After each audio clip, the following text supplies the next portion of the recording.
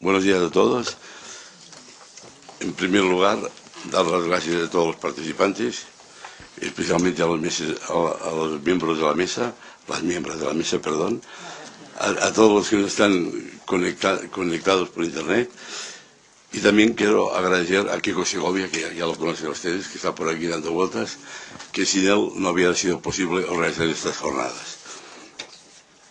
Sin más preámbulos, porque vamos cortos de tiempo, vamos a entrar en esta última mesa, que es prioridades de la lucha en materia de tratación con fines de explotación, una mirada al futuro.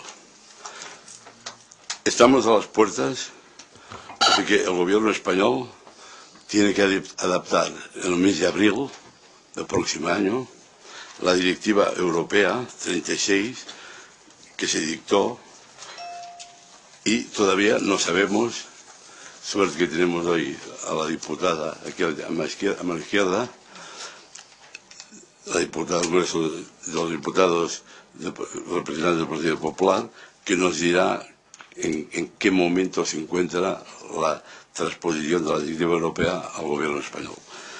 Pero sí que a mí me parece que en el preámbulo, o el artículo primero de la Directiva Europea, es importante, les voy a leer porque, a mi entender, puede quedar toda la problemática de que estamos hablando, tiene que estar integrada en una normativa, y pone así: la presente directiva establece normas mínimas relativas de las infracciones penales y de las sanciones en el ámbito de trata de seres humanos. También introduce disposiciones comunes teniendo en cuenta la perspectiva de género para mejorar la prevención de ese delito y la protección de las víctimas.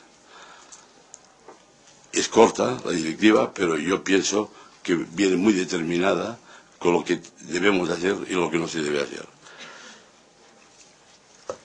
En primer lugar, voy a dar la palabra, porque tiene prisa, a doña Quintanilla Barba, doña María Carmen Quintanilla Barba, diputada por Ciudad Real del Partido Popular.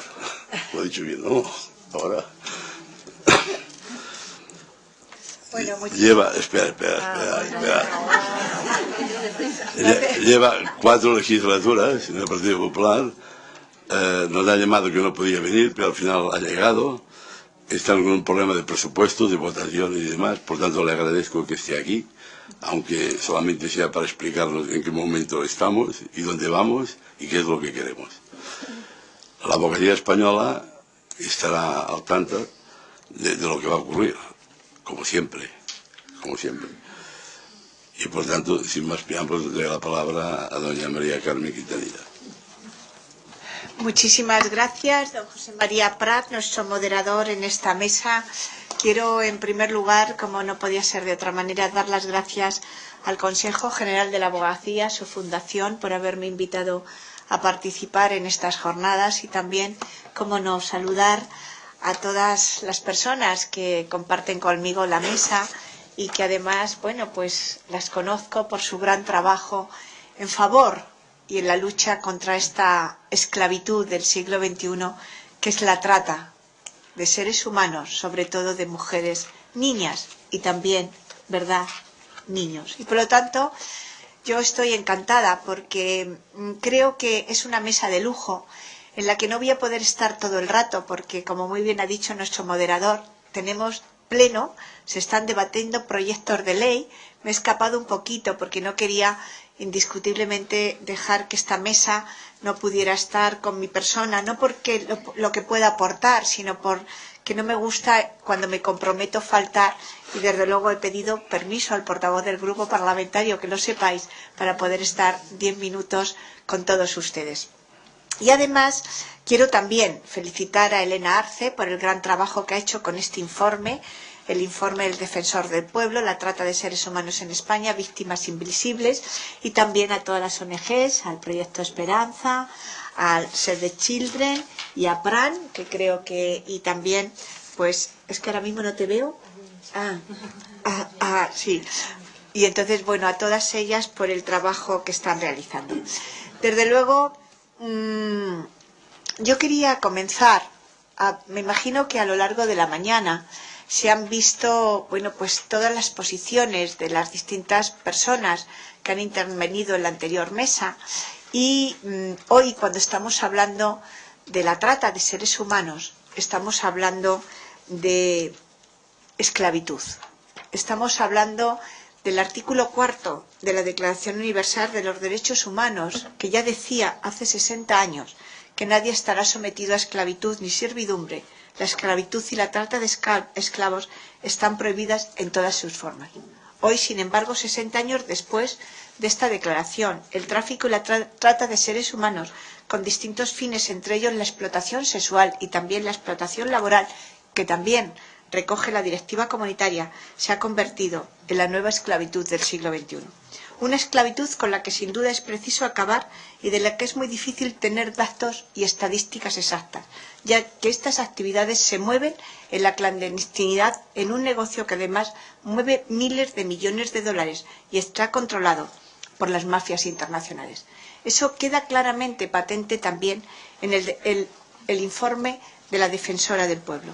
Y también creo que es importante recordar, y creo que lo habrán dicho algunas de las personas que me han precedido en el uso de la palabra, pero que como no he estado quiero recalcarlo, que se calcula que alrededor de 4 millones de personas son traficadas en el mundo, de las cuales el 80% son mujeres y niñas, y en el 50% de los casos son niñas menores de edad. En la gran mayoría de este tráfico sabemos que estamos hablando de explotación sexual. Y sabemos que a pesar de que Naciones Unidas y que el último informe de Naciones Unidas no considera a España como un país de trata, sí está considerado como un país donde el tráfico y la trata se produce porque estamos en el triángulo Italia, España y Holanda. Y eso es importante que hoy en esta mesa redonda se diga, en este debate se diga, porque además sabemos y somos conscientes desde el ámbito legislativo que estamos hablando de mujeres captadas en los países del este, en Latinoamérica y África. Y que, como dirán las ONGs, que trabajan de una forma impecable, que trabajan el día a día, que además han sido capaces en ese trabajo del día a día de rescatar a muchas mujeres, de coordinarse perfectamente con los cuerpos y fuerzas de seguridad del Estado, que en muchas ocasiones estas mujeres vienen con promesas engañosas y que estas mujeres, indiscutiblemente muchas de ellas, cuando llegan a España, son retenidas en contra de su voluntad y son obligadas a prostituirse. ¿Qué está haciendo el Parlamento en este tema? ¿Por qué la directiva comunitaria? ¿Por qué razón hoy estoy yo aquí?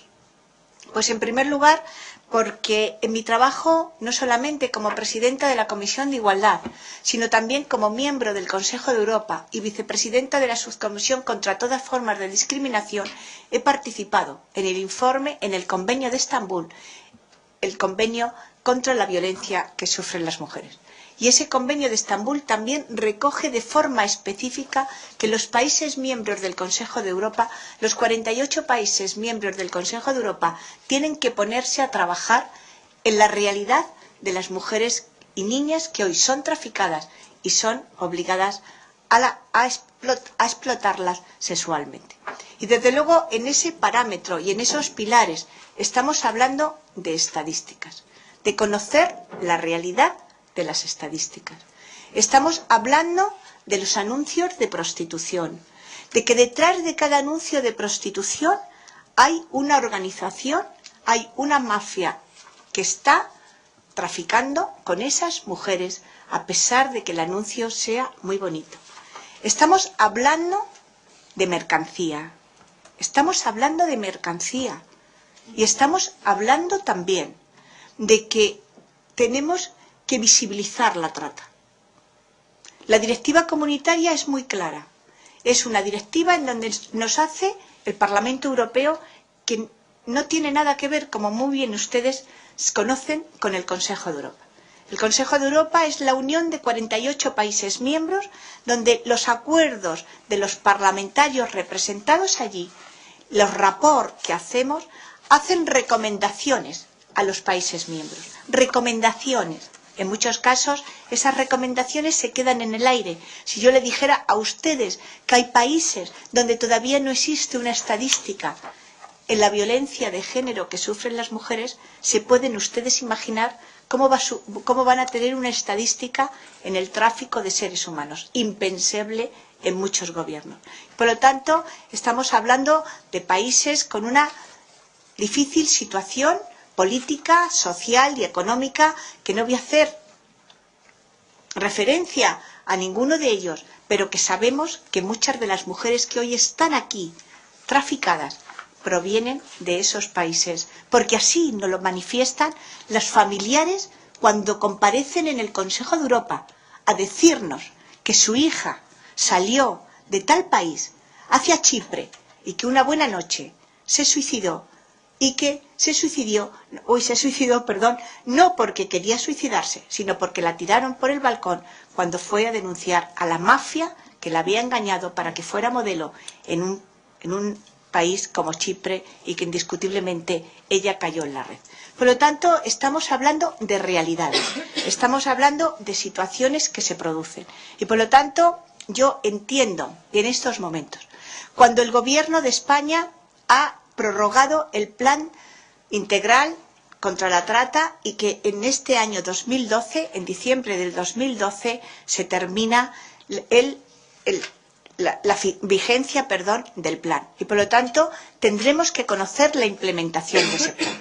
Hay en estos momentos, saben ustedes, que el viernes pasado o el jueves pasado el Consejo de Ministros hizo una declaración institucional contra la trata de seres humanos, de mujeres, de niñas y de niños con fines de explotación sexual, y que además hay un firme compromiso, yo lo tengo que decir aquí hoy, porque no en vano soy parlamentaria del Grupo Popular y no en vano soy la parlamentaria del grupo que sustenta al Gobierno, que hay un firme compromiso de todos los ministerios, porque este tema hay que abordarlo desde la transversalidad. Es decir, no es un tema solamente que se debe de abordar desde la Comisión de Igualdad, o que se debe de abordar desde la Delegación contra la Violencia de Género, que sí es verdad, pero que tiene que establecerse la transversalidad propia de los compromisos de la Conferencia de Pekín y que todavía están vigentes en la legislación española y que están vigentes en todos aquellos que queremos trabajar desde una posición integral en la lucha contra la trata. La directiva comunitaria es clara. Nos hace un mandato a todos los países miembros. Nos dice que hablemos de estadísticas. Nos dice que hagamos posible, con una mayor repercusión, la protección a las víctimas. Nosotros lo hemos hecho en el Parlamento español cambiando la ley de extranjería. Pero posiblemente tendremos que debatir si esos 30 días son suficientes para proteger a la víctima.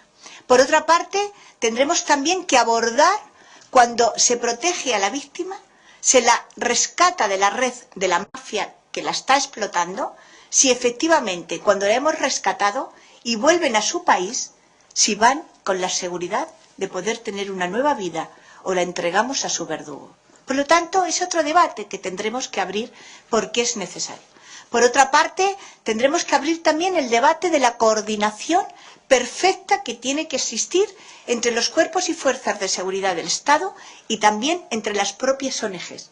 En muchas ocasiones, las ONGs se adelantan a la protección y en muchas ocasiones también los cuerpos y fuerzas de seguridad del Estado, que tienen un gran compromiso, tienen que actuar también escuchando, que muchas veces se nos olvida, a esas mujeres, a esas organizaciones no gubernamentales que están a pie de obra trabajando y sacando a esas mujeres de las redes internacionales. Por otra parte, también tendremos que abrir el debate de lo que dice el Consejo de Estado. El Consejo de Estado fue claro en su informe. Hay que regular, hay que establecer una legislación sobre los anuncios de prostitución. Los anuncios de prostitución no solamente están en los periódicos, que mueven 50 millones de euros anuales, están también en las redes sociales que ven nuestros niños y nuestras niñas. Con lo cual no solamente estamos hablando de la protección de las mujeres y también de, a través de esos anuncios, conseguir ver qué red está detrás de esa mujer que está obligada a prostituirse. y además que está esclavizada sexualmente, para dejarlo con más claridad, sino también estamos haciendo todo lo posible por proteger a nuestra infancia, por proteger a los niños y a las niñas, a los adolescentes, que a través de un botón pueden perfectamente acceder a anuncios, a situaciones que indiscutiblemente no son buenas para ellos. Por otra parte, también tendremos que estudiar dentro del propio trabajo que realizaremos, y que ahora les diré cómo, tendremos que ver si efectivamente, como estamos hoy protegiendo a las mujeres, cuando el propio informe del Defensor del Pueblo ha detectado carencias en el proceso, y que yo no voy a hablar de ellas, porque ya lo ha dicho claramente esta mañana la Defensora del Pueblo en su informe, y que, por supuesto, Elena Arce, que ha sido la autora de este informe, va a hablar del tema con mucha rotundidad. ¿Qué está haciendo el Parlamento? ¿Qué estamos haciendo en estos momentos? En estos momentos el Parlamento tiene un claro compromiso en el seno de la Comisión de Igualdad, crear una subcomisión. Una subcomisión para el estudio, primero, del Plan Integral de Lucha contra la Trata de Seres Humanos con fines de explotación sexual.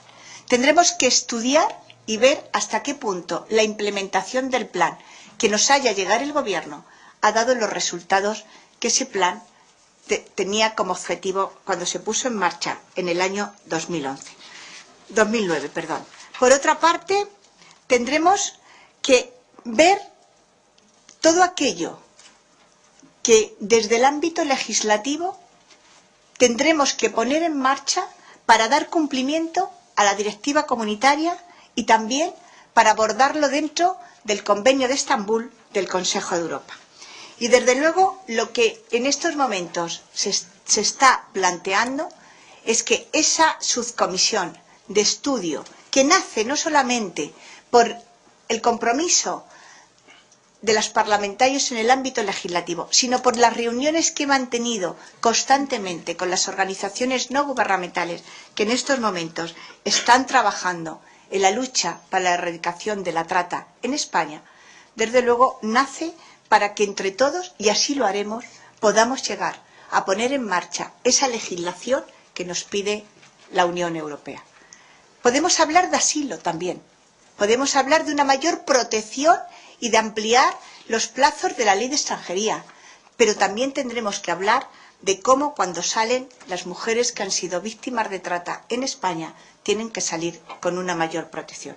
Y por lo tanto es un compromiso del legislativo, y además es un compromiso que en esa subcomisión no solamente vamos a tener la posibilidad de estudiar la implementación, las consecuencias de la implementación del plan con la directiva comunitaria y hacer una comparación con el informe del Defensor del Pueblo, sino que vamos a pedir a aquellos actores, a aquellos agentes, a las ONGs, a las instituciones que comparezcan en la subcomisión para que nos hagan saber y nos lleven al ámbito legislativo la problemática exacta que conocemos, pero por encima de todo lo que podemos hacer de poner en marcha esa ley integral que así nos lo demanda la propia directiva a los países miembros. Me gustaría quedarme más tiempo. Podría explicarle muchas más cosas que ya he hablado con las distintas ONGs, pero tengo que ir a votar y estoy encantada de estar con todos ustedes. Muchísimas gracias.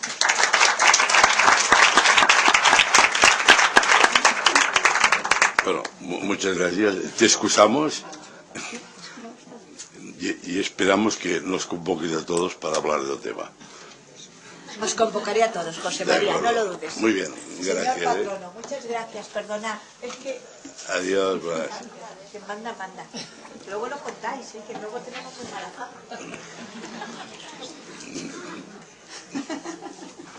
Bueno, continuamos porque vamos cortos de tiempo. Doña Elena Arce es abogada, ha sido profesora de la Escuela de Práctica Jurídica de Córdoba, esto me gusta explicarlo, y ha sido una persona que se ha dedicado siempre a menores y migración. En el año 2007 fue a trabajar en la Defensoría del Pueblo y es la coordinadora del famoso trabajo ese, Víctimas de Trata. Por tanto, Elena, cuando quieras, tiene la palabra. Muchas gracias, José María. Gracias al Consejo y a la Fundación por invitarme, que aunque ya sea abogada no ejerciente, para mí esta sigue siendo mi casa. Mi nombre ha salido muchas veces, yo creo que más que nunca en mi vida me han nombrado tanto en un sitio, y lo que sí es verdad es que yo soy la coordinadora de este informe. Pero las autoras de este informe, muchas de ellas están aquí hoy. Este informe hubiera sido imposible sin la colaboración de las organizaciones miembros de la Red Española de Lucha contra la Trata. Yo creo que es un esfuerzo que hay que reconocer y que hay que poner como ejemplo. Quizás en otros sectores en los que también hay mucha sociedad civil implicada, falta la coordinación, que yo creo que ellas, las organizaciones de la red, son ejemplo. Creo que hay pocos sectores en España ahora mismo en las que la sociedad civil pueda presumir de hacer un trabajo en red de verdad y que tenga consecuencias palpables para la vida de la gente que queremos mejorar. Entonces este es un informe de todos y de todas, sobre todo. Hay otras personas que nos han prestado sus testimonios, su vida, su palabra, que no están aquí, ellas casi nunca están, pero en este informe hemos querido tenerlo muy presente, que son estas mujeres valientes que además de ser víctimas luego han sido capaces o están intentando salir adelante en su vida y que han tenido la valentía de contar su testimonio para que pueda servir a otras. Fue en el acto de presentación del informe, para mí fue lo más interesante, mucho más que el tocho este de papel, ese testimonio de esas 6 mujeres que con valentía fueron capaces de contarnos cuáles habían sido sus historias y qué pensaban ellas, qué le pedían ellas a las autoridades. Y como esta mesa va en eso, va un poco en el futuro, yo os voy a intentar contar cómo nosotros, desde el Defensor del Pueblo, hemos intentado recoger lo que ellas pedían. Yo creo que todas las recomendaciones del Defensor del Pueblo de este informe, me atrevo a decir que todas, y creo que no exagero nada, son simplemente pasado por el tamiz del lenguaje de la tribu, que es muchas veces el lenguaje jurídico, lo que ellas nos han pedido. Ellas directamente y, por supuesto, también a través de las organizaciones que trabajan con ellas, lo que a lo largo de estos años de trabajo nos han ido pidiendo. Seguro que hay muchas más cosas que no están en el informe, pero sí tengo la seguridad de que todo lo que está en el informe es fruto de eso, de un trabajo participativo en el que han tenido parte no solo las mujeres, sino también las organizaciones que trabajan con ellas. Y por eso yo creo que lo primero que hay que hacer es darle las gracias por esa valentía, porque como decía esta mañana la defensora, yo no sé si a mí me pasara en mi vida el 1% de lo que estas mujeres han pasado, si yo tendría tiempo, ganas o necesidad de compartirlo con nadie. Y yo creo que muchas veces banalizamos y hablamos de ellas, del horror. Pues se habla con todas y se cuentan historias horribles y se banalizan. No sé yo hasta qué punto nos creemos. Yo, desde luego, no sería capaz de hablar, seguro, ni de algo que se pareciese remotamente a lo que estas mujeres han pasado. Y ellas no solo han tenido la valentía de contárnoslo, de entender lo que es el Defensor del Pueblo, que ya es complicado, sino además de entender la importancia que tenía el testimonio. Antes de contaros las recomendaciones, simplemente 2 cuestiones previas que comentaban esta mañana, preguntaba Arsenio de Cear, y yo creo que todos más o menos hemos contribuido a la confusión de las cifras. Y voy a intentar, a ver si soy capaz de explicarme, porque creo que ha contribuido a ello, quizá como se ha presentado en el informe. Lo que os voy a hablar está en la página 98 del informe. Como lo voy a hablar muy rápido, seguro que también contribuyo más a la confusión, pero por si acaso está en el informe. Una de las principales conclusiones es la carencia de datos. Por tanto, todo lo que os vamos a contar son aproximaciones a los datos, que cada organismo en cada informe intenta aproximarse a los datos de una manera. ¿Cómo hemos intentado aproximarnos a los datos desde el Defensor del Pueblo? Utilizando muchas fuentes, pero la principal, ha sido a través de los datos que facilita la Secretaría de Estado de Seguridad a través de un centro que se llama Centro de Inteligencia contra el Crimen Organizado. Las cifras que os voy a dar corresponden a los años 2009 a 2011. Estas cifras, como bien decía Fernando de la Dirección General de la Policía con anterioridad, hay que tomarlas con muchas previsiones. Y os lo decía él mismo, que viene de la Dirección General de la Policía, que es uno de los organismos que alimentan estas cifras del CICO. Y además no podemos olvidar de algo que ha pasado muy de puntillas todo el día de hoy, pero que hay que tener en cuenta. La modificación del Código Penal, que como sabéis es de diciembre de 2010, no es posible todavía hacer una valoración del impacto que haya podido tener en España la identificación de víctimas después de que el delito de trata esté bien tipificado. Entonces esto hay que tenerlo muy en cuenta. Pero a pesar de eso, nosotros hemos intentado, y quizá con eso, y me doy cuenta cada vez que oigo más y voy a foros, hemos contribuido a la confusión, hemos intentado comparar datos que probablemente no sean comparables. El CICO lo que dice, el Centro de Inteligencia contra el Crimen Organizado, da cifras de inspecciones y de atestados, y solo de explotación sexual. Los datos que os voy a decir ahora son datos oficiales solo de explotación sexual.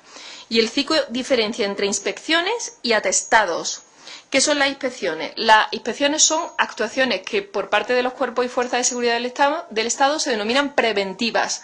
Son aquellas visitas o inspecciones que realiza Policía, Guardia Civil, Policía Autonómica donde tienen competencia, a lugares donde potencialmente podría haber víctimas de dos tipos de delito: explotación sexual y trata. Lógicamente, hasta enero de 2011, pues no podían buscar trata porque no la había. Quiero decir, la había, pero no estaba tipificada desde el punto de vista policial. Eso son inspecciones. Y ahí es donde salen esas 14.000, 15.000, esos tantos miles que a todos nos marean un poco. Eso quiere decir que la policía, la Guardia Civil, va a un club de alternes, por entendernos, y allí identifica potencialmente a un número de mujeres. Esto sería una primera parte para discutir mucho tiempo, si este dato es real, si este universo es sobre el que se debería trabajar, ¿vale? Entonces esos son esos 14.000 de los que hablamos. Y luego el CICO habla de atestados, y los atestados son el conjunto de diligencias que instruyen los cuerpos de seguridad del Estado para esclarecer actividades delictivas que están relacionadas con la trata de seres humanos y con la explotación sexual. Número de atestados. Y en el número de atestados ya nos vamos a reconocer mucho más. Número de atestados en 2010, 335. Número de atestados en 2011, 208. ¿Vale? O sea que no vamos a mezclar.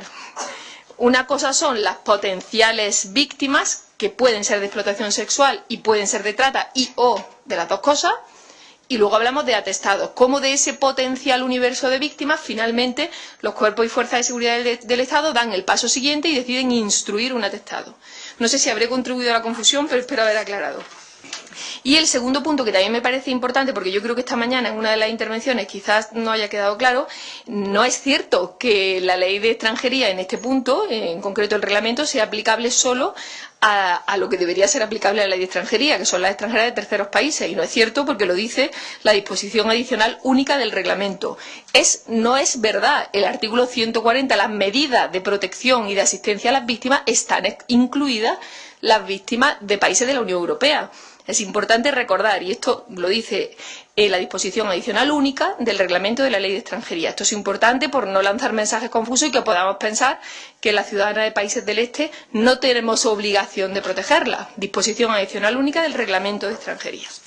Y ya con esto intento pasar telegráficamente, como os decía, a las recomendaciones, que las tenéis todas a partir de la página 283 del informe, para quien tenga ganas de profundizar un poco más. El defensor, sabéis que no solamente concluye y expone una realidad, sino que la principal labor de los informes del defensor del pueblo es recomendar a los organismos de la Administración que tienen competencia en la materia modificaciones legislativas o modificaciones de prácticas administrativas.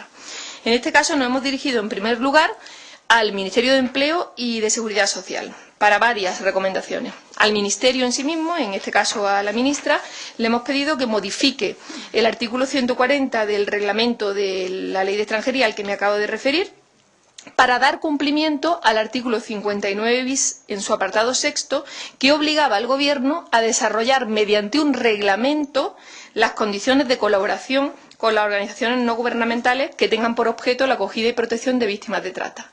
El Gobierno anterior no cumplió este mandato legal mediante un reglamento, sino que lo difirió a un protocolo. Y nosotros recomendamos al Gobierno que haga lo que dice la ley que había que hacer y que sea mediante un reglamento y no un protocolo. Como quiero ser telegráfica, luego si en alguna pregunta alguien me quiere preguntar por qué vemos esto tan importante, lo cuento. A la Subsecretaría de Empleo y de Seguridad Social le hemos recomendado que se agilicen los trabajos para la publicación del plan de lucha contra la trata con fines de explotación laboral y una instrucción conjunta que lleva mucho tiempo en desarrollo pero que no acaba de cuajar entre la Secretaría de Estado y la Inspección de Trabajo y la Seguridad Social.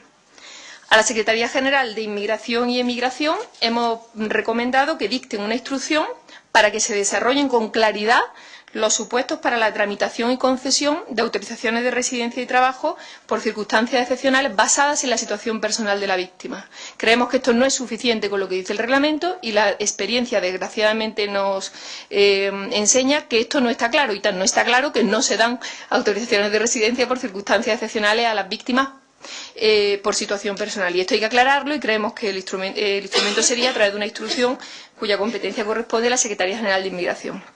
Al Ministerio del Interior, unas cuantas. En primer lugar, a la Subsecretaría del Interior. Y a la Subsecretaría del Interior le pedimos dos cosas: que se revisen los criterios de actuación que sigue la Oficina de Asilo y Refugio en la solicitud de protección internacional, en las que el interesado alegue la condición de víctima de trata o en las que el ACNUR ponga de manifiesto la existencia de tales indicios. Y aquí subsano el error imperdonable que he tenido al principio al no nombrar al ACNUR. El ACNUR ha sido pieza fundamental para la elaboración de este informe. La colaboración que tenemos con la oficina del ACNUR en España, tanto a nivel institucional como a nivel personal, es ejemplo que yo creo que deberían seguir, está mal que yo lo diga, pero creo que deberían seguir otras instituciones nacionales de derechos humanos en Europa. Para nosotros es una tranquilidad tremenda saber que ante cualquier situación difícil vamos a tener al ACNUR al teléfono las 24 horas del día, y cuando digo las 24 horas del día es literal, como bien sabe más de una que está sentada en la sala, y eso redunda para que de verdad hayamos podido solucionar de manera muy ágil situaciones de mujeres que de otra manera hubiera sido imposible. Así que subsano el error y nombro a ACNUR, que se me había olvidado. A la Subsecretaría del Interior también le pedimos que dicten instrucciones conjuntas para que la Secretaría de Estado de Seguridad, que son los que tienen la competencia en materia policial, Policía y Guardia Civil, se coordinen con la OAR, que dependen de la Subsecretaría de Interior, que es otra dentro del Ministerio, para que en esos supuestos en los que finalmente se detecta una persona con perfil de víctima de trata en un expediente de asilo, que eso no acabe guardado en el expediente de asilo que se deniega, sino que de manera ágil y rápida eso llegue al cuerpo policial con competencia. Aquí tengo que reconocer que hemos avanzado, que eso ya se hace de oficio por parte de la Oficina de Asilo y Refugio, pero seguimos insistiendo en que no solo se debe hacer en los casos en los que la Oficina de Asilo aprecie indicios de trata, sino que también se debe hacer siempre que la ACNUR diga que se aprecian indicios de trata, con independencia de que la OAR comparta o no ese criterio. A la Secretaría de Estado de Seguridad le pedimos muchas cosas, voy a intentar ser rápida: que se establezca una base de datos específica, y esto nos preocupa mucho, para que se registren todos aquellos menores de edad indocumentados que son interceptados por los cuerpos y fuerzas de seguridad del Estado intentando acceder de manera irregular a la península, a la península, a todo el Estado español, pero fundamentalmente a la península, acompañados o no de adultos que dicen ser sus progenitores. La situación actual es preocupante porque a estos bebés o menores de corta edad no se les toma ningún tipo de dato. Se entiende hasta este momento, y yo creo que esto se va a arreglar pronto, se entiende que como estos menores no están infringiendo la ley de extranjería, es suficiente con incoar y proceder a la devolución del adulto que les acompaña, o sin devolverlo, incoar el expediente, y que no es necesario ninguna actuación policial respecto del menor. Esto es muy preocupante porque supone que estos niños sean invisibles, y además contraviene directrices de UNICEF, que expresamente dicen que a los hijos de víctimas de trata o de potenciales víctimas de trata tienen que tener el tratamiento de víctimas de trata. Por tanto, de nada sirve que protejamos muy bien a la persona que le acompaña si a estos bebés o a estos menores no se le da, son realmente invisibles porque desaparecen desde el principio. Lo que os he dicho de protección internacional, y voy rápido, el periodo de restablecimiento y reflexión. Aquí hemos insistido mucho en el que el periodo de restablecimiento y reflexión, la policía y en general los cuerpos y fuerzas de seguridad del Estado tienen que entender que son dos cosas: restablecimiento y reflexión, que primero hay que restablecerse y que luego hay que reflexionar. Para que una persona se restablezca, la participación de las organizaciones no gubernamentales especializadas en atención a víctimas de trata es imprescindible. Si no se identifica con asistencia de estas asociaciones, ONG, fundaciones, no se va a hacer una buena detección. Eso no lo dice solo el Defensor del Pueblo, eso lo dice el convenio del Consejo de Europa, eso lo dice la directiva, y eso lo dice la práctica de los países de Europa donde funciona la detección. En los países de Europa donde funciona la detección de las víctimas, las asociaciones tienen un papel desde el inicio del procedimiento. Y luego le hemos hecho a la Secretaría de Estado de Servicios Sociales de Igualdad y a todas las comunidades autónomas con competencia en materia de protección de menores una recomendación para que en el marco de estos organismos de coordinación que ya existen entre Estado central y comunidades autónomas se tome en serio y se realice un protocolo nacional de detección y asistencia a menores víctimas de trata en el que se prime ante todo la coordinación y el interés de estos menores, que muchas veces va a pasar porque de manera ágil, una vez que se ha identificado, se traslade rápidamente de la comunidad autónoma donde ha sido identificado. Todos sabemos la dificultad que puede tener esto porque, como sabéis, los servicios de protección de menores, la competencia es autonómica, pero nos parece que aquí es un problema muy grave y que la protección de estos niños, niñas sobre todo, pero también niños, es muy difícil y ya de por sí dificultaría todavía más el asunto, sobre todo en comunidades autónomas muy pequeñas, que no hubiera manera de sacar al menor del sitio donde ha sido detectado y que probablemente la red pueda estar muy cerca de ahí. Y por último, a la Fiscalía General del Estado y a las autoridades competentes en materia de protección de menores les hemos pedido que hagan el favor de coordinarse más entre ellos. Hemos tenido experiencias muy duras de, sobre todo, niñas, que sus testimonios están aquí, y eso, aunque no leáis las 300 páginas del informe, sí os invito a que leáis solamente las páginas que son azules, que son 5 o 6, y que es un entrecomillado de ellas, sobre todo.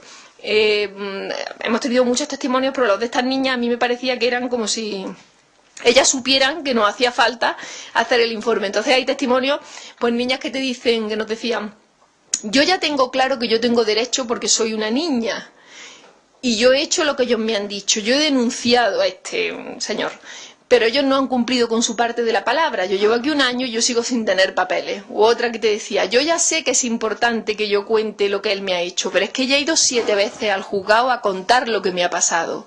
Y las 7 veces he tenido miedo porque pensaba que él me iba a ver. Entonces, la manera en la que ellas te ponían el dedo en la llaga de cuáles eran los verdaderos problemas es impresionante. Y ahí, estas niñas que ya imaginaron la heroicidad de que encima hayan sido capaces de testificar y estar metidas en procedimientos judiciales, pues ahí vemos cómo el tutor, el papá y la mamá de los niños, que es la comunidad autónoma, desconoce el desarrollo del procedimiento penal. Tú le preguntas a la comunidad autónoma y te responde que eso no es competencia de ellos, que eso es competencia de la Fiscalía. Le pregunta a la Fiscalía por la situación de protección en la que se encuentra la menor y te dice la Fiscalía que ellos están para el procedimiento penal. Y esa niña o ese niño lo que necesitan es a un adulto que de manera coordinada conozca su situación y la proteja de manera efectiva para que ese meterla en un procedimiento judicial no signifique la revictimización que tan estupendamente ha explicado Amparo antes que yo. Y lo último, que ya os lo he dicho, pero que quiero insistir porque lo hemos hecho por 2 veces, una con carácter general y la otra con carácter especial, a la Fiscalía General del Estado y a la Junta de Andalucía, porque ahora mismo el problema de los bebés que entran está fundamentalmente en Granada, en Motril. Les hemos pedido esto que os decía, que con carácter, pero en este caso muy específico, se haga un protocolo de actuación entre la Fiscalía y la Junta de Andalucía para detectar de manera inmediata a todos esos menores que llegan indocumentados y salen de Motril indocumentados con destino a otros centros de acogida humanitaria en España y que acaban siendo absolutamente invisibles porque no se les identifica desde el principio, cuando existe un instrumento. Para esto no hay que cambiar nada, que se llama situación de riesgo, que está previsto en la Ley Orgánica 1/96 de Protección Jurídica del Menor. Ahí no se pide ninguna modificación legislativa, se pide que apliquen la existencia de esta situación de riesgo, porque yo creo que eso es objetivo, todos estaremos de acuerdo, que el llegar en una patera solo y teniendo 6 meses sin estar documentado es, de hecho, una situación de riesgo que debería hacer posible que se identificaran de manera efectiva desde el principio. No sé si me he pasado de tiempo. Muchas gracias. Por supuesto que sí.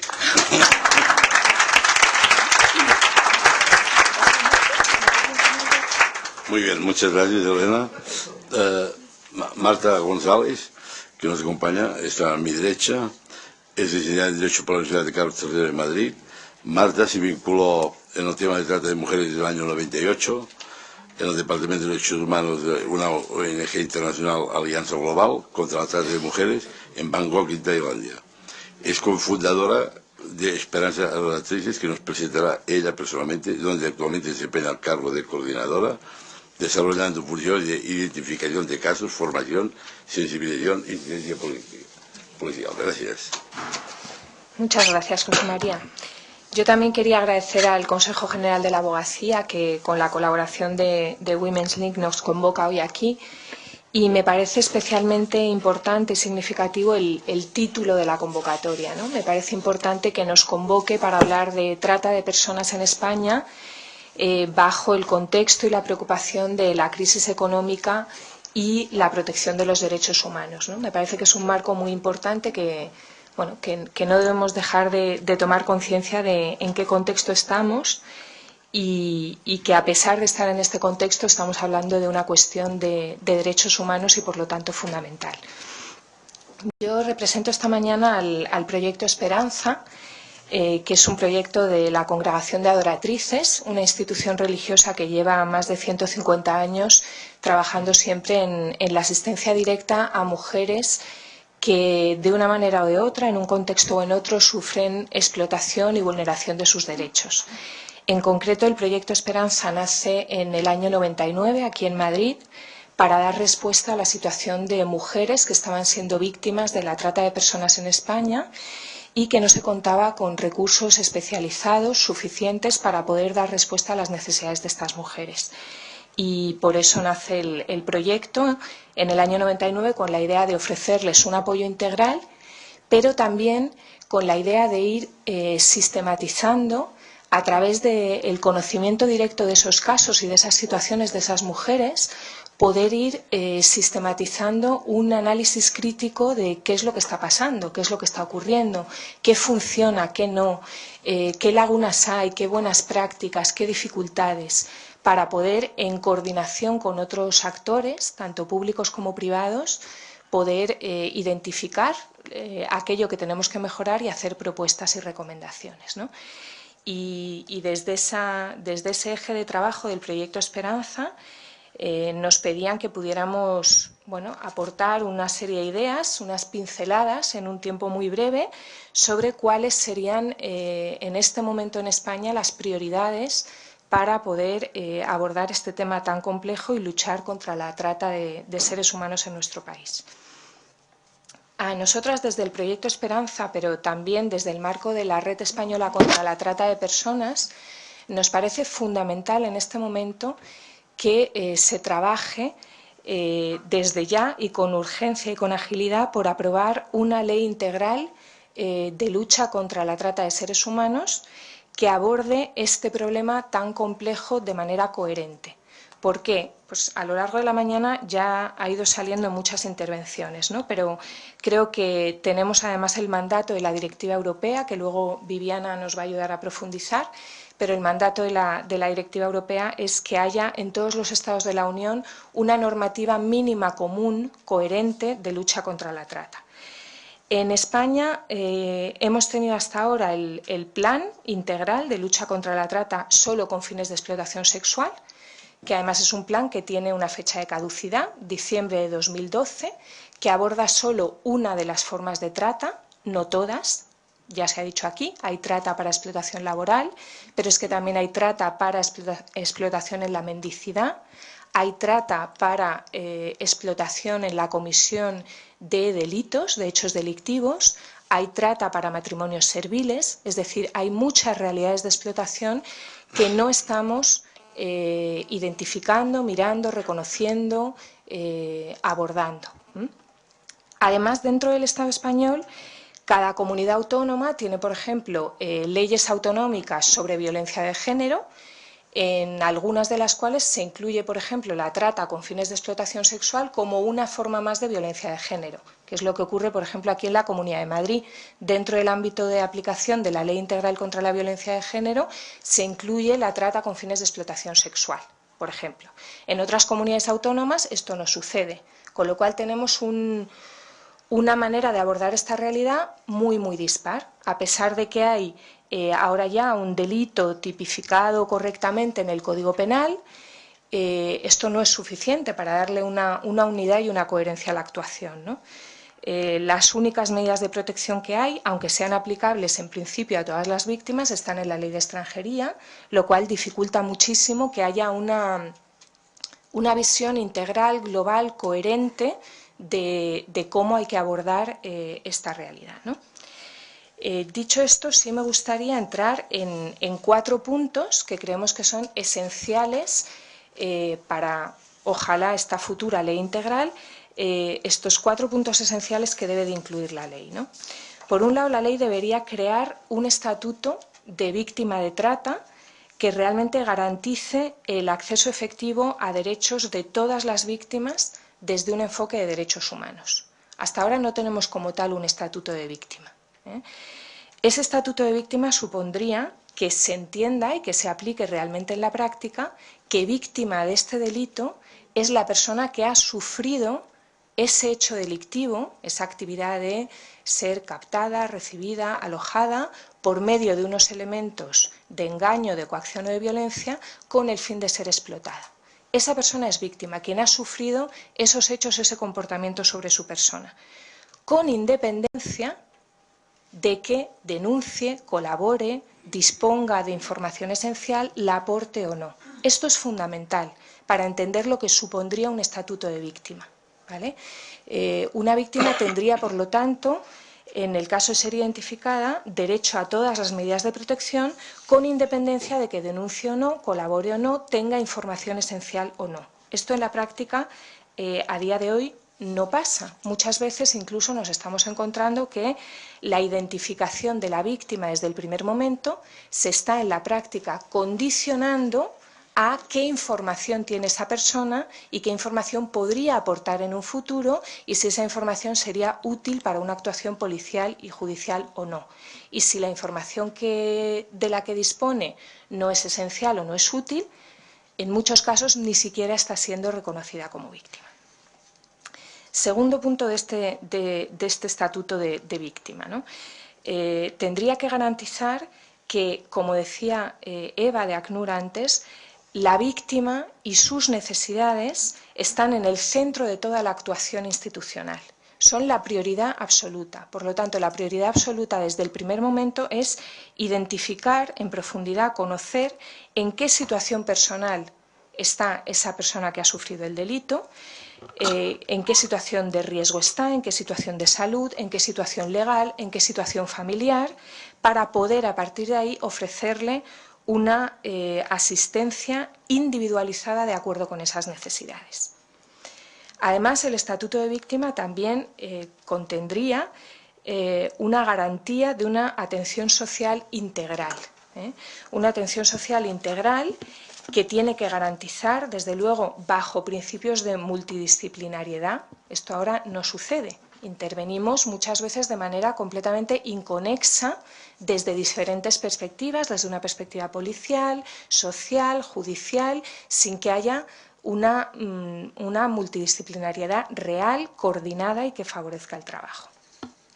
Debería incluir, desde luego, el derecho a la información, a recibir plena información y asesoramiento adecuado a su situación personal.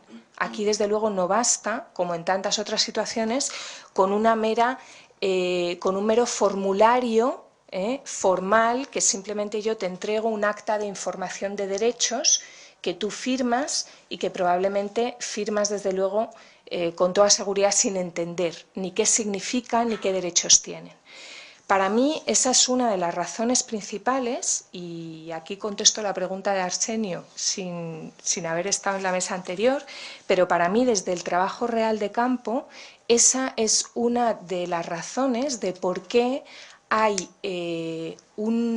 una diferencia tan grande entre las personas a las que potencialmente se identifica como víctimas de trata y las personas que luego realmente llegan a solicitar o incluso a aceptar un periodo de reflexión que se les ofrece. Yo creo que si hacemos un ejercicio que no es muy complicado, un ejercicio simplemente de ponernos mínimamente en la situación de una persona extranjera, de una persona que ha sufrido un delito tan traumático como este y una situación de explotación que muchas veces ha conllevado un trato inhumano, cruel, degradante, que no conocemos el país en el que estamos, no conocemos muchas veces el idioma, no conocemos los derechos a los que tenemos acceso, no conocemos a nadie en el país que nos sirva de referente, porque a las únicas personas que conocemos son aquellas que nos han traído para explotarnos. Creo que no es muy difícil entender que en esa situación tan delicada, tan compleja, de entrar en contacto con una autoridad del Estado como es la policía, pues probablemente no vamos a tener ni la tranquilidad ni la capacidad de... Ni si no nos dan la información de una manera adecuada, no solamente en un idioma, sino en un lenguaje que entendamos, pues no vamos ni siquiera a entender lo que nos están ofreciendo, ¿no? Desde luego a nosotras nos sucede, y con toda humildad lo digo, explicarle, por ejemplo, a una mujer en esta situación lo que es un proyecto de apoyo integral, lo que es una casa de acogida, que simplemente entienda que se le está ofreciendo por parte de una ONG un apoyo gratuito, incondicional, especializado, es para ellas muchas veces un mundo y un concepto que no entienden porque no entra ni siquiera dentro de sus esquemas. Con lo cual, pongámonos en el lugar de que es un funcionario de policía quien en un contexto muy complicado le está supuestamente informando de unos derechos. Además del derecho a la información, el derecho o el acceso a un apoyo social que incluya alojamiento seguro y adecuado, cobertura de sus necesidades básicas, atención psicológica y acceso a sanidad. Aquí todos y todas lo sabéis, hemos dado un paso atrás y sí que quiero decir que a pesar de que se ha incluido una excepción dentro de la nueva legislación que cambia el acceso a la sanidad, a pesar de que se ha incluido una excepción que supuestamente quiere incorporar a las víctimas de trata el acceso a sanidad, se ha hecho de una manera muy restrictiva y muy limitada. Y esto lo tenemos que entender. Solamente aquellas víctimas de trata a las cuales se les ha concedido un periodo de restablecimiento y reflexión, solo esas y solo durante el periodo de vigencia del periodo de reflexión tienen acceso a la sanidad pública en estos momentos. Todas aquellas, dicho por todos los ponentes anteriores, que son víctimas de trata y que incluso han podido ser identificadas, pero que no tienen el periodo de reflexión, por ejemplo, porque son europeas, porque son comunitarias. Ya sabemos que a las víctimas de nacionalidad de uno de los países de la Unión Europea no se les concede el periodo de reflexión. Bueno, pues esas no están en este momento accediendo al sistema sanitario. Creo que es una reflexión importante que tenemos que incluir dentro de una posible ley de trata, el acceso a atención sanitaria, incluida médica y farmacéutica.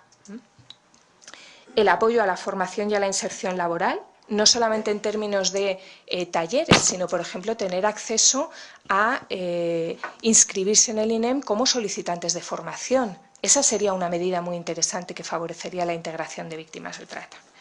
Y, además, ayudas económicas para favorecer su integración social. Las víctimas de trata en España en este momento no tienen acceso a ningún tipo de ayuda económica que les permita tener una mínima independencia, una mínima autonomía. Dependen total y absolutamente de lo que desde las organizaciones no gubernamentales les ofrezcamos. O sea, no tienen ni dinero para sus productos de higiene personal. Es todo lo que les aportemos. Yo creo que una cosa es que haya un apoyo social en ese sentido y otra cosa es que no estamos favoreciendo correctamente la recuperación cuando una persona adulta, mayor de edad, que de hecho se ha trasladado a este país para buscarse la vida, ni siquiera tiene una mínima ayuda económica. Desde luego, en la ley integral se tendría que incluir el acceso efectivo a un estatus legal a todas aquellas víctimas de trata identificadas que estén en situación irregular, ya sea por un permiso por colaboración, en el caso de que puedan cooperar, ya sea por un permiso por situación personal, que, como ha dicho Elena, a día de hoy no se está aplicando. De los permisos concedidos en el año 2011 se han concedido 58 para personas que han colaborado, permisos por colaboración con las autoridades policiales y judiciales, y 0 permisos por situación personal a víctimas de trata. Yo creo que hay, obviamente, muchísimas víctimas de trata que reúnen una situación personal muy grave, muy delicada, en una situación de vulnerabilidad tremenda, y esa situación personal no se está teniendo en cuenta, a pesar de que está recogida en nuestra legislación, para ofrecerles un estatus legal que les permita realmente rehacer su vida. Hay un punto que, a pesar de que ya lo quisimos incluir en el Plan Integral contra la Trata y no se incluyó, nosotras no vamos a dejar de reivindicarlo, que es que las víctimas de trata deberían de tener, igual que las personas a las que se les concede asilo, y por una razón muy obvia, deberían de tener facilidad y prioridad a la hora de poder reagrupar de manera preferente a sus familiares. Todos decimos, no sé con cuánta conciencia o no, que claro que las víctimas no colaboran o que las víctimas a pesar de colaborar tienen miedo porque sus familias son amenazadas y sufren represalias en origen. A mí me parece que la lógica, a partir de ahí, no es muy difícil entender que si realmente queremos proteger a esas víctimas, tenemos también que proteger a sus familias. No estamos pidiendo algo desorbitado, estamos pidiendo simplemente que se asimile la situación de víctimas de trata en esto a las personas refugiadas y se les permita reagrupar de manera preferente a familiares que están efectivamente sufriendo represalias, amenazas y daños en origen. Y esto no se quiso incluir por parte del Gobierno en el plan integral. Nosotras esperamos y aspiramos a que en una posible ley integral esto sí se incluya. Y, por otro lado, el derecho a la indemnización. Creemos que es fundamental, estamos hablando de un delito con altísimos beneficios económicos para las redes de trata, que toda la persecución del delito también incluya la persecución del patrimonio, como decía Amparo, y que todo ese patrimonio, que ojalá sea decomisado, porque a día de hoy no lo está siendo, se destine a un fondo que no solamente cubra o apoye la investigación policial o la asistencia social por parte de entidades, sino que ese fondo también sirva, y de forma preferente, para pagar aquellas indemnizaciones que las víctimas tienen derecho a ellas, a veces por sentencia, pero que a la hora de ejecutar esas sentencias nunca se llegan a hacer efectivas. ¿Por qué? Porque las redes de trata ya se ocupan de no tener ningún bien, ningún patrimonio a su nombre, con lo cual se declaran insolventes, no hay nada que ejecutar y la víctima, después de haber estado siendo explotada durante meses y años, pagando muchas veces deudas de hasta 50.000 euros, como ocurre con las mujeres subsaharianas, se encuentran con que luego no tienen ni siquiera una indemnización mínima con la que poder hacer frente a su vida y a su recuperación. Voy terminando. Los otros 3 puntos que creemos que la ley debe de incluir, además del estatuto de víctima que he comentado, es la formación y la especialización para identificación y protección a víctimas de trata, especializando realmente a los colectivos profesionales que intervienen. Para mí esto requiere un cambio de enfoque. No se trata de que los profesionales tengan o tengamos solamente conocimientos teóricos sobre esta realidad. Se trata de capacitar realmente en términos de competencias, actitudes, habilidades profesionales, especialmente aquellos que a diario se encuentran en primera línea en esto.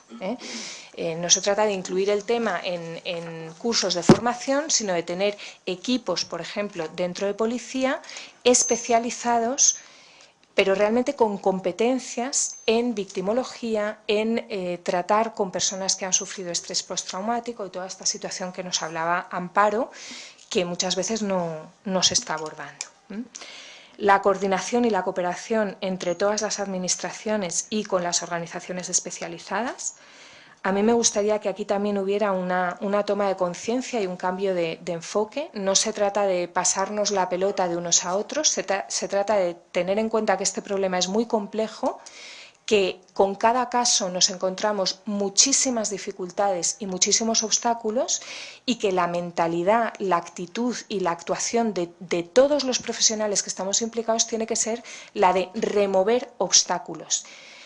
Deshacer nudos, facilitar, tejer puentes. Aquí te encuentras que, desgraciadamente, para cada paso tienes que pelearte porque se avance y la administración y también a veces las organizaciones nos vamos pasando la pelota unos a otros, ¿no? Mi competencia es esta y exclusivamente, yo me ciño aquí y lo que pase a este lado o lo que pase a este otro no me importa.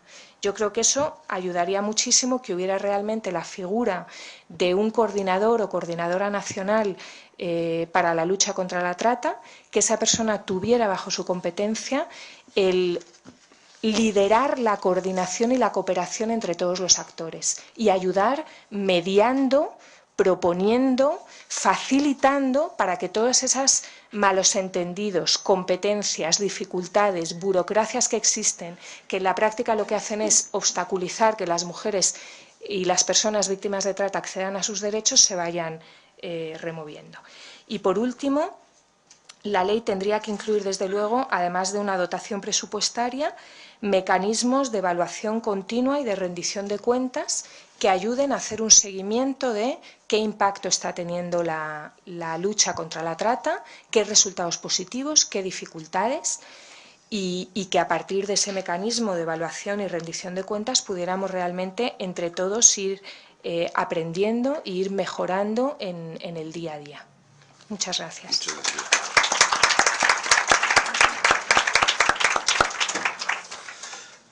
No me gusta cortar a la gente cuando hablan, pero es que vamos cortos de tiempo. Doña Viviana Weissman, directora ejecutiva de Women Link, es cofundadora de dicha entidad, es responsable de la gestión, así como de la dirección y participación en investigación, litigios y entrenamientos en diferentes áreas.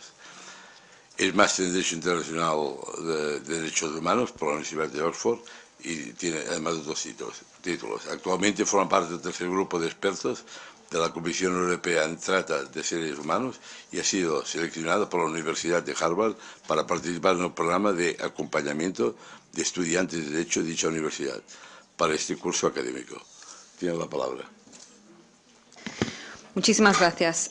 Ante todo, quiero dar gracias a todos ustedes que siguen aquí y tienen tanta paciencia con el horario y que nos hemos pasado muchísimo de tiempo. Y quiero dar las gracias, claro, a la Fundación de Abogacía Española, el Consejo General de Abogacía Española, por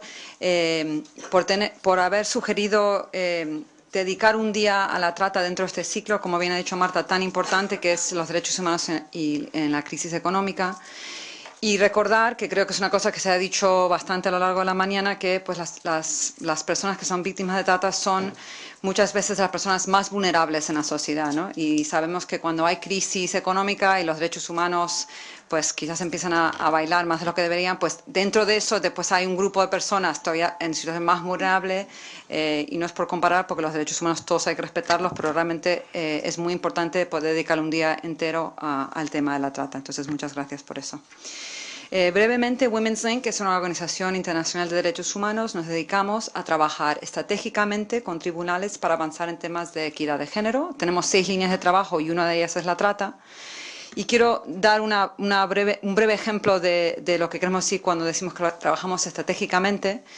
Esta mañana la defensora nos dijo que una de las primeras cosas que hizo que se piense en hacer el estudio de que nos habló Elena y que es tan importante tener desde el Defensor del Pueblo fue una queja que se presentó al Defensor del Pueblo.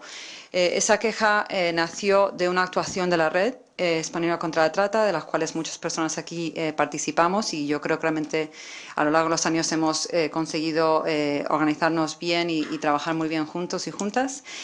Y esa queja se puso después de unas visitas que hicimos al centro de internamiento de un grupo de rusas que estaban ahí, que eran las víctimas de este grupo de 500 personas. Y la idea de poner la queja ante el Defensor del Pueblo, que es un mecanismo que no habíamos utilizado, fue de Paloma Soria, que fue la que moderó la mesa anteriormente. Creo que le da vergüenza que lo diga, pero es que me parece muy importante. Y es un ejemplo de como una estrategia que en el momento parece pequeño, pues el impacto que puede llegar a generar es un principio, ¿no? Después se hizo mucho trabajo y todas las organizaciones hacen mucho trabajo y el informe en sí fue esfuerzo de muchas personas, pero se planta como la idea y eso lleva a resultados muy positivos. Se han hablado, a mí me han pedido que hable un poco de prioridades y creo que se han hablado casi todas las prioridades que yo quería mencionar, pero los voy a enfocar todos dentro de la directiva, que también se ha mencionado mucho a lo largo de esta mañana. Como experta en el grupo para la Unión Europea, se ha trabajado una estrategia que acompaña esta directiva. Entonces voy a enfocar las prioridades, que realmente son obligaciones, entonces voy a cambiar un poco el título de prioridades y obligaciones en materia de trata, y siempre desde la perspectiva que tiene Women's Link, que es creo que la que compartimos las personas que trabajamos en el tema en la red, que es desde el enfoque de derechos humanos de las víctimas, ¿no?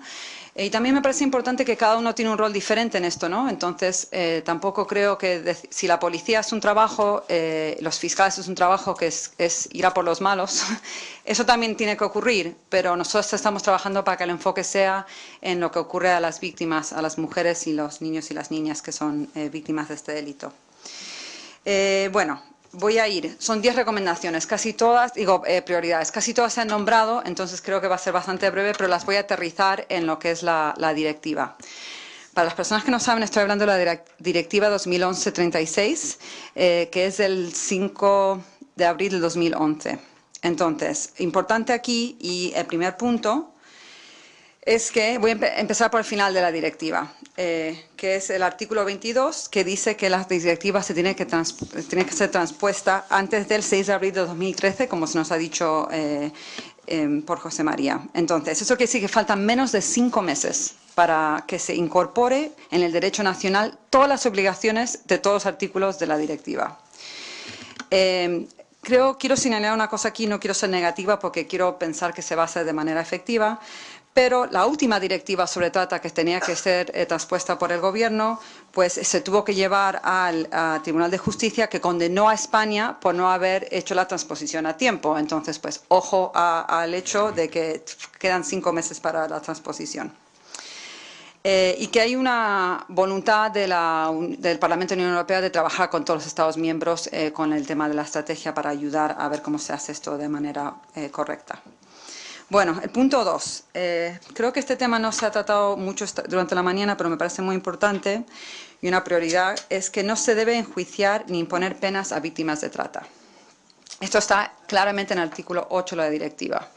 Y aquí paro un momento para hablar de un caso que hemos estado viendo en Women's Link, la abogada que lo lleva está aquí con nosotros, Teresa, y también va un poco a lo que nos estaba contando esta mañana el fiscal, que es...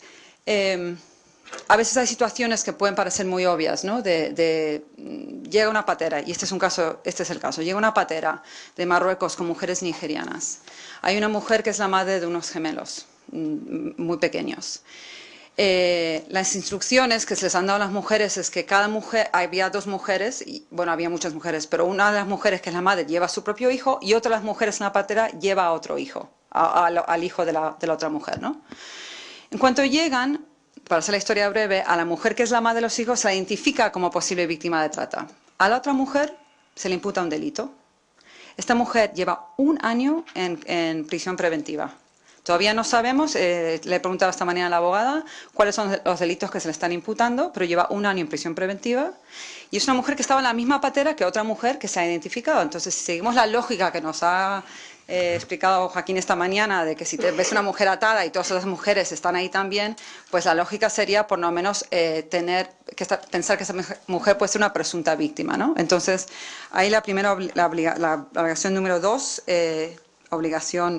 prioridad para el futuro, es no enjuiciar ni imponer penas a víctimas de trata. 3. Y también se ha hablado bastante de esto a lo largo de la mañana, es no condicionar la asistencia en la cooperación en los procesos penales. Yo creo que esto no se puede decir suficiente, no está funcionando en este momento el Estado español.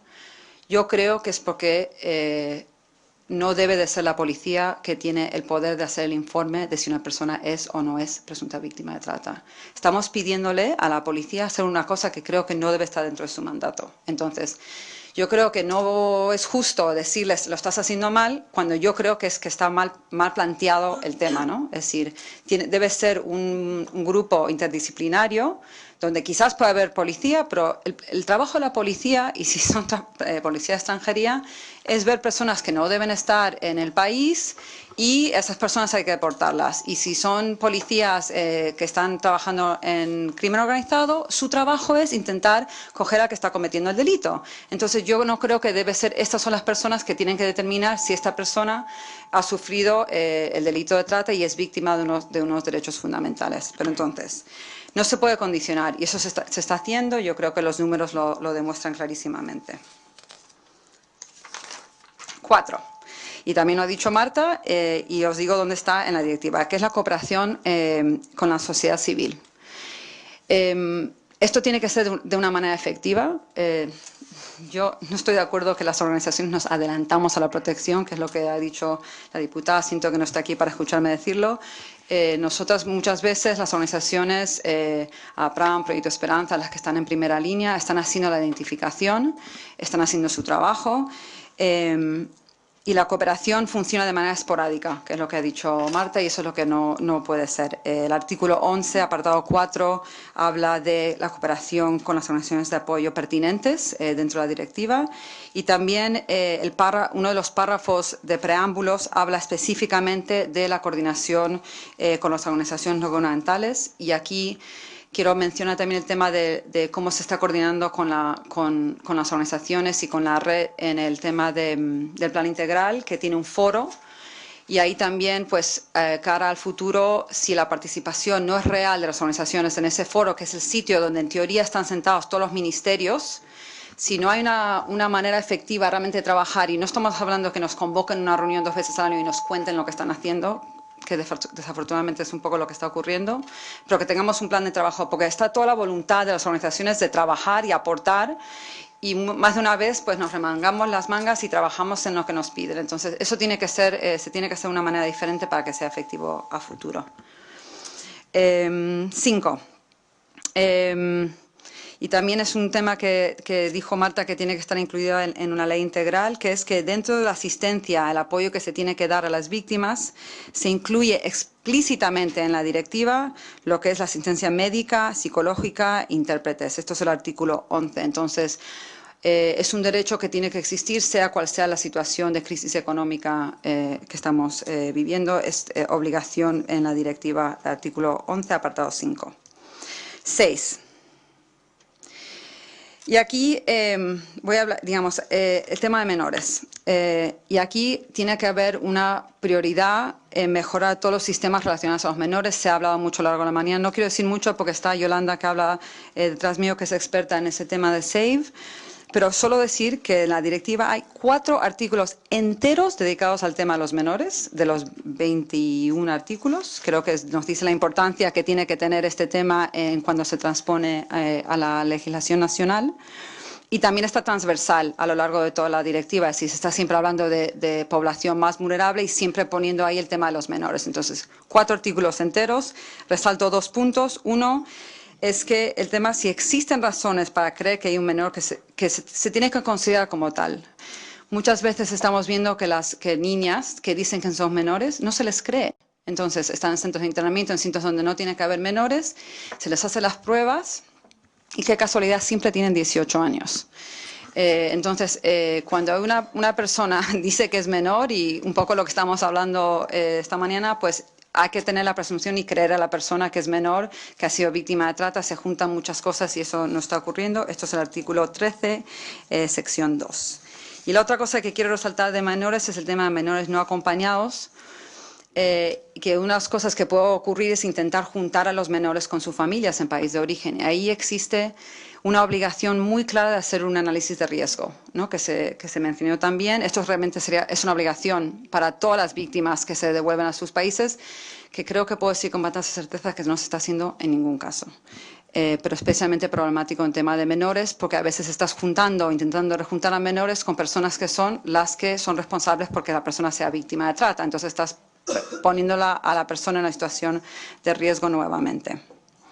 8, y también lo mencionó Marta, compensación para las víctimas. Me alegro que estemos tan de acuerdo en los temas de las prioridades. La compensación para las víctimas está también claramente en la directiva. En el artículo 17 habla de la indemnización. Y también remito a otro artículo, que es el 7, que habla de los embargos. Los dos se tienen que leer juntos, tienen que funcionar juntos, porque es responsabilidad de los fiscales pedir que se congelen los bienes al principio de los procesos, para cuando hay una indemnización al final, pues el dinero esté ahí para que ocurra, ¿no? Entonces, esta es mi obligación número 9. Mecanismos efectivos para recopilar información sobre trata. También se ha hablado, digamos, obviamente toda esta confusión que hay sobre cuántas víctimas, lo que ha dicho Elena Arce al principio, que nos está aclarando la información, ocurre porque no existe un mecanismo efectivo, que es parte de la obligación que tiene el Estado español a partir de abril de 2013, de tener un ponente nacional o mecanismo equivalente que está juntando la información. Y aquí digo que no basta que cojan la información que ya existe de la policía o de los organismos nacionales que estén juntando la información y que la republiquen. Hay que hacer un análisis de lo que está ocurriendo y no hay que reinventarse la rueda. Esto ocurre en muchos países de Europa de manera efectiva, entonces solamente tienen que elegir un modelo y ver cómo lo quieren hacer y empezar a hacerlo en abril del año que viene. El último. Y creo que también muy importante, y se ha mencionado bastante a lo largo de la mañana, que es que la obligación de ampliar el trabajo en temas de trata a todos tipos de explotación. Marta los ha nombrado y esto también lo dice claramente la directiva. No puede ser que estemos enfocándonos solamente en el tipo de explotación que es más visible, porque entonces todo lo que estamos haciendo es invisibilizando más los otros tipos de trata que sabemos que existen y de cuáles menos información tenemos. Entonces esa es una obligación, prioridad número 10 y ya he terminado. Gracias.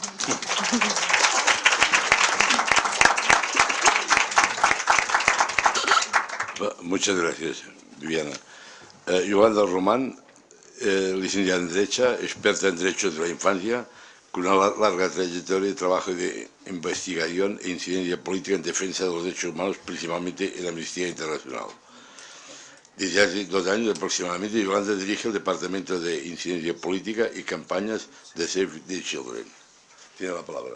Gracias. Buenas tardes ya a todos y a todas.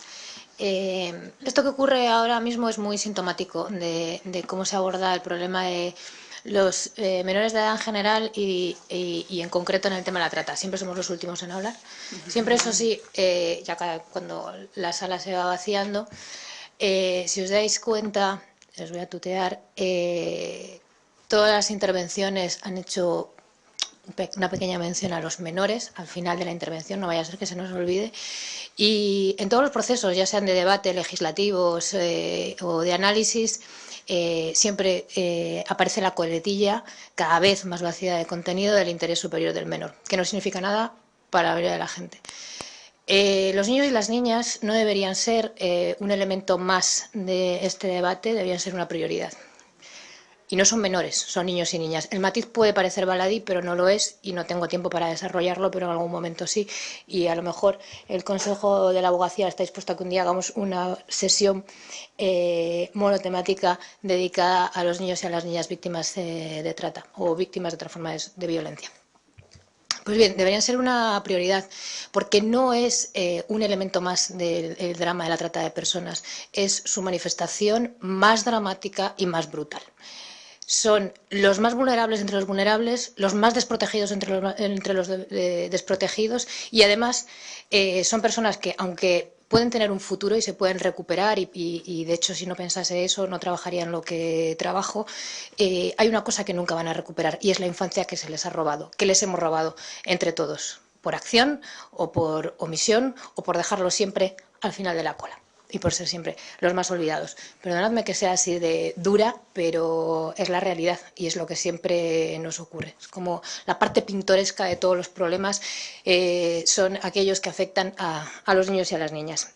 Mirando al futuro, que es de lo que nos han pedido que hagamos, pues yo miro al futuro y veo los mismos retos de los últimos años, más algunos desafíos nuevos que van a complicar mucho la situación y el trabajo que hacemos entre todos y los esfuerzos que se hacen para proteger a los niños y a las niñas, en este caso, víctimas de trata. ¿Cuáles son los retos? Todo esto que os voy a contar muy telegráficamente, resumiendo algunas ideas que traía preparadas para compartir con vosotros y lanzándolas como mensajes muy telegráficos para que por lo menos queden ahí flotando en el aire. ¿Cuáles son los retos que venimos manifestando de manera reiterada en los últimos años? Pues básicamente 2, por resumirlo mucho. El reto de la detección y la identificación de los niños y las niñas víctimas de trata y el reto de garantizar una protección adecuada para ese tipo de víctimas. ¿Qué decir de la detección y la identificación? Bueno, basta señalar que en 2009 fueron 13 niñas identificadas, en 2010 otras 13 y en 2011 15. Llevamos repitiendo años aquí, todos los que nos vemos y coincidimos en esta jornada mucho tiempo, que son muchos más, que sabemos que son muchos más. Y si lo sabemos, ¿dónde están? ¿Por qué no se detectan en primer lugar y no se identifican correctamente? Ahí entran varias cuestiones que podríamos desarrollar, pero no tenemos tiempo, pero que queden ahí apuntadas. Uno, el problema de la determinación de la edad. Ahora se ha estado hablando, hay muchas formas de abordar y de discutir el tema de la determinación de la edad cuando hablamos de niños y niñas víctimas o posibles víctimas de trata y muy ligado al tema de menores extranjeros no acompañados. No creo que podamos entrar ahí, pero bueno, que quede apuntado que ese es uno de los temas que tiene que ver con la detección y la correcta identificación. Hay otro tema relacionado con la identificación, de alguna manera, o por meterlo ahí, que son, y también se ha hablado aquí, referido a adultos, otras formas de explotación, no solamente la sexual. Niños utilizados para la explotación laboral, para la comisión de pequeños hurtos, para la mendicidad. Esa realidad está todavía por explorar en España y porque se pongan mayores esfuerzos y se hagan mayores esfuerzos para detectar esas situaciones que afectan en buena medida a niños y a niñas. Lo ha mencionado Elena y creo que alguien más, el tema de los bebés, que cada vez nos preocupa más y recibimos más evidencias o estamos más convencidos de que es un problema. No necesitamos inventar la rueda, Elena lo ha dicho bien. Nosotros, desde un punto de vista de infancia, no necesitamos una nueva ley de víctimas de trata, necesitamos que se cumpla la ley. Y la ley, la 1/96, la Ley Orgánica de Protección Jurídica del Menor, es muy clara. En una situación de riesgo, los poderes públicos tienen que actuar. ¿Vosotros consideráis que un niño que llega a una patera claramente no está en una situación de riesgo cuando llega al Estado español? Es evidente que sí. Entonces, lo que necesitamos es que se cumpla la ley. Me hubiese gustado hablar del tema de la detección de la edad porque a veces, y lo voy a decir así sinceramente, creo que contribuimos entre todos a que niñas, sobre todo niños también, tal vez sean identificados como mayores de edad cuando son menores de edad, porque nos conviene o, bueno, es un tema sensible y habría que analizarlo con un poquito de calma y de rigor, pero si son niñas tienen que ser identificadas como niñas y no podemos ser cómplices de una barbaridad que es que una niña sea tomada por mayor. Y por favor, os lo pido desde la defensa de los derechos de la infancia, no caigáis nunca, jamás, ni consintáis el relativismo muy extendido y a veces incluso en personas de buena voluntad o que defienden los derechos humanos, de decir que una niña de 16 años, dependiendo de dónde venga, no es una niña, es una niña. Es una niña y seguramente más niña que otras niñas, porque si no actúa como tal y si no parece que sea una niña es porque le han robado su derecho a ser niña y a crecer en los tiempos normales y a tener el desarrollo normal que debería tener una niña. Por lo tanto, 16 años es una niña, 17 años es una niña, siempre. Y si es una niña, se tiene que identificar como una niña. Yo no sé si todo el mundo entiende lo que está detrás de mi discurso, pero no da tiempo de hablarlo con más calma. El otro reto que decía es el de garantizar una protección adecuada. Para garantizar una protección adecuada llevamos también mucho tiempo diciendo que hacen falta recursos específicos. Pero recursos específicos no es que haya un piso, ni 2, ni 3, ni 4. Para separar a los niños de los adultos. Tiene que ver con un conocimiento real, uno, de los derechos de la infancia. Gran desconocimiento en general. 2, de las necesidades particulares y peculiares de los niños y de las niñas. Hace falta no recursos especializados, hace falta especialización en todos los ámbitos en España y muy especialmente en la Administración de Justicia, bueno, y también incluso me atrevería a decir en el propio sistema de protección de la infancia, pero bueno, eso ya es meterme en temas que no vienen a cuento.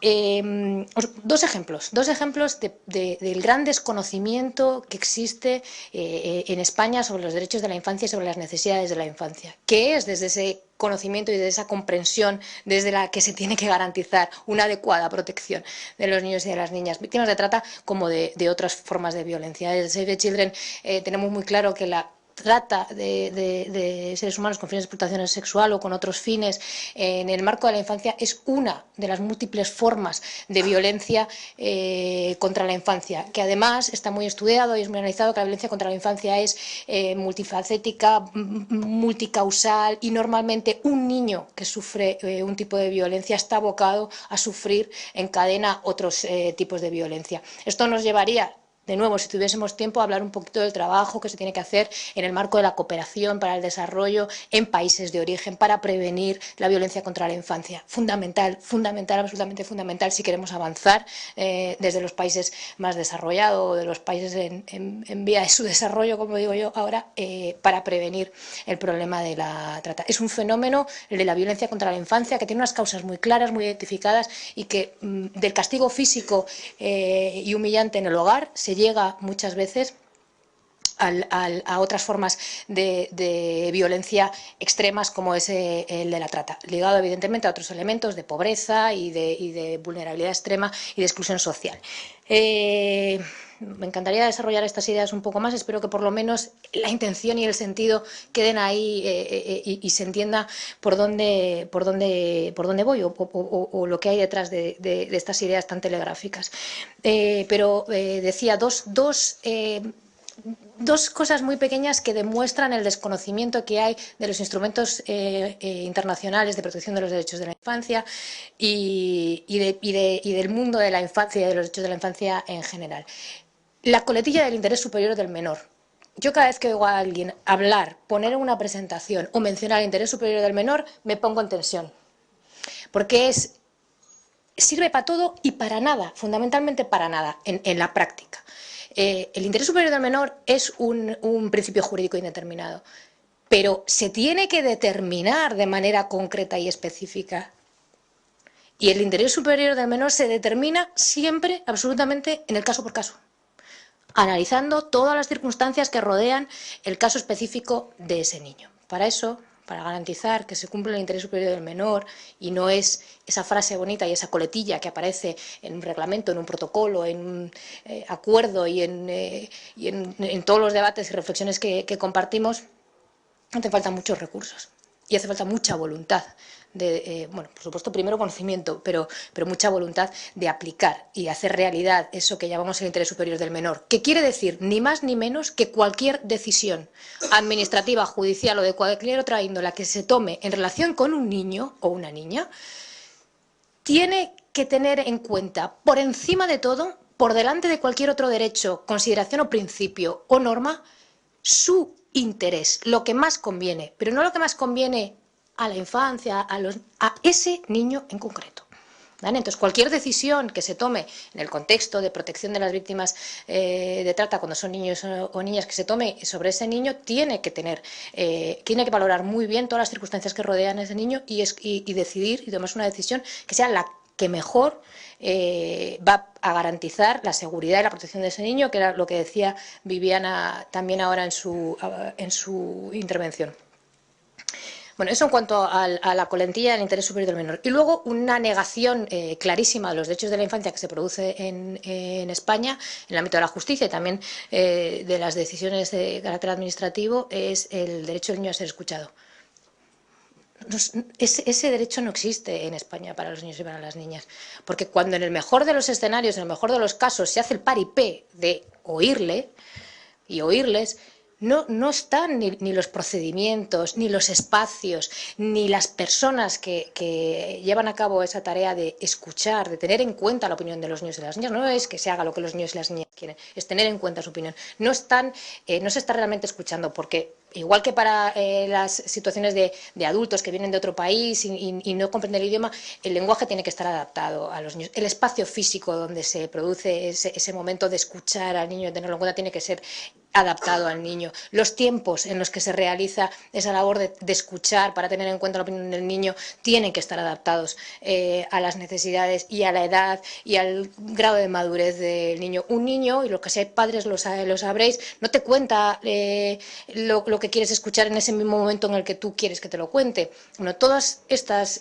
cuestiones están muy lejos de cumplirse en España. Desde Chile vamos a publicar dentro de poquito un informe que es Infancia y Justicia en España, España que analiza el funcionamiento del sistema judicial en España, la Administración de Justicia en España, y que viene a decir que los niños están, básicamente, y voy a ser así de bruta, maltratados una vez que entran en contacto con el sistema judicial, ya sea como víctimas, como testigos, en procesos penales, en procesos civiles, en fin. Pero esto ya es meternos por otros derroteros, pero para que se vea, o sea, es verdad que yo tengo ganas de hablar de estas cosas, y se me nota, pero para darle una lógica y por qué lo meto aquí, porque es que es muy sintomático y el tratamiento que se hace de las situaciones de víctimas de trata cuando son niños y niñas, y si queremos garantizar una protección adecuada a ese tipo de víctimas, tiene que partir de un conocimiento verdadero, real, profundo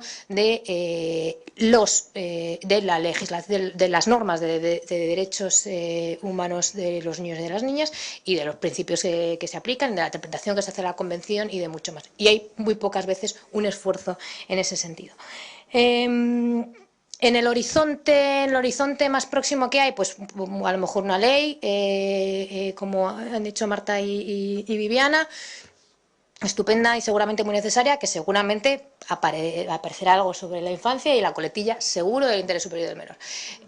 Bueno, vale, como ya adelanto, está a lo mejor un nuevo plan integral, no lo sabemos, está todo por ver, no se sabe muy bien qué esfuerzos hay ahí. Está la revisión de la 1/96, Ley Orgánica de Protección Jurídica del Menor, pendiente parece ser que bastante avanzado el borrador de reforma. Habrá que ver en qué términos se mejora la ley, pero en cualquier caso seguramente no tendrá ninguna mención expresa al tema de trata. Por ejemplo, el protocolo de Menas no se debería haber elaborado en coordinación con la revisión de la Ley Orgánica Jurídica de Protección del Menor. Para mí sí, clarísimamente, pero vamos, no. En cualquier caso, la ley ya está, con la ley que existe, que es verdad que es obsoleta, la Ley de Protección Jurídica del Menor, quiero decir, que es obsoleta y se ha quedado un poco desfasada en algunos aspectos. Las figuras que nos permitirían atender de una manera más eficaz situaciones de trata o posibles situaciones de trata están ahí. O sea, bastaría con aplicar la ley. Y resumiendo ya mucho, esos eran los retos, que son los mismos que hace unos años. Los desafíos, pues que a todo esto se le une, y en materia de infancia es muy dramático. Uno, el desmantelamiento de los servicios públicos, del sistema de protección de la infancia, que es el que debería dar respuesta y el que debería garantizar la protección de los niños y las niñas víctimas de trata. Está muy bien que se derive a las organizaciones no gubernamentales, pero quien tiene que asumir esa responsabilidad en puridad y en principio debería ser el sistema de protección. ¿Qué sistema de protección? De aquí a unos años, yo me lo pregunto con horror. Y el siguiente desafío, también el deterioro de la justicia.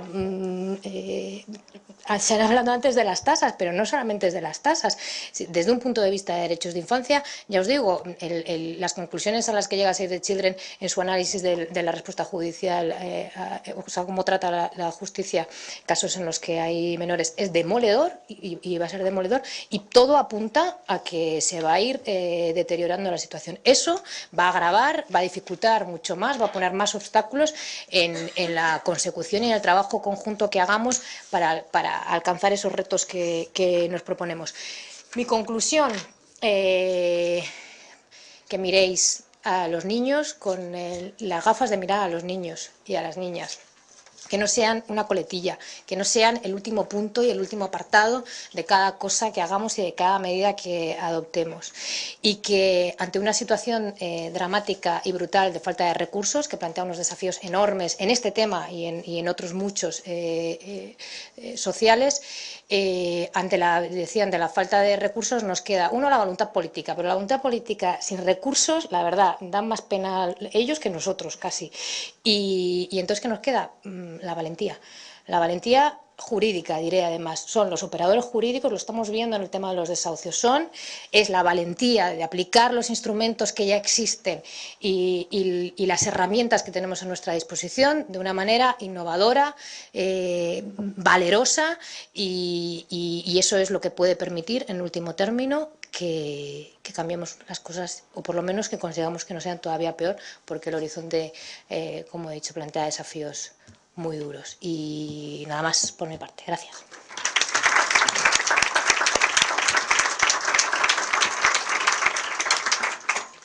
Muchas gracias. A ver, vamos muy mal de tiempo, pero no he cortado casi a nadie, o sea que me he comportado más o menos bien.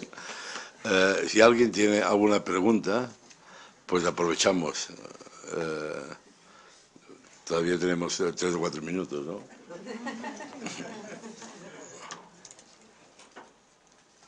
¿No hay preguntas? Sí. Bueno, yo más que una pregunta, querría, como en esta mesa se ha estado hablando de las prioridades y se ha hablado mucho de la transposición de la directiva, simplemente dar a conocer también que desde varias agencias de Naciones Unidas, entre las que se encuentra el ACNUR, pero también UNICEF, la OIT, UNDOC, la Oficina del Alto Comisionado para Derechos Humanos, pues todas estas agencias se han reunido y han hecho un trabajo muy interesante de poner toda su experiencia en su campo de acción y dentro de su mandato, y han hecho unos comentarios conjuntos a la directiva con unas recomendaciones muy claras, estableciendo estándares internacionales y recomendaciones a los estados que les puedan ayudar a transponer esta directiva desde este enfoque del que hablábamos de derechos humanos, género y edad también. Entonces, simplemente para que conozcáis que existe este documento, que nosotros ya como ACNUR estamos haciendo pues eso, lobby, dándolo a conocer a los interlocutores más importantes, y que bueno, que también es un instrumento muy interesante para que les da muchas pistas a los estados de cómo deben transponer esa directiva, y siempre pues eso, desde los estándares más altos. Muy bien, gracias. A mí me pareció, yo la leí y todo lo que se ha hablado aquí por parte de Viviana, de Marta, de Yolanda, pues está prácticamente recogida a la directiva. Lo que ocurre que regular la directiva aquí, yo supongo que esto ya es otro cantar. ¿Hay alguna otra pregunta? Lo que pasa es que esa directiva también permite, ¿no? Sí, opciones en algunas cuestiones, y en ese aspecto, por ejemplo, eso, la asistencia incondicional, el no enjuiciamiento por cualquier infracción, que eso lo estamos viendo, por ejemplo, en los casos de asilo también. Unas de las cuestiones que se alegan fundamentalmente muchas veces para denegar también como a más otro plus, pero si esta persona ha venido con documentos falsos y primero intentó entrar y como no consiguió la entrada y se le rechazó en frontera, pues ahora solicita asilo, ¿no? Entonces son cuestiones que es importante. Todo el tema de niños y niñas, que nosotros hablamos de menores, también es muy importante. También que en esa transposición se tenga en cuenta pues todo el tema de protección internacional, al menos que haya una referencia explícita al principio del que yo hablaba de no devolución y non-refoulement, es básico, ¿no? Muy bien, gracias. ¿Alguna otra pregunta? Si no hay más preguntas, yo levantaría la mesa porque son las 3:45 casi. Y darle las gracias a todos y especialmente a las ponentes de la mesa. Gracias.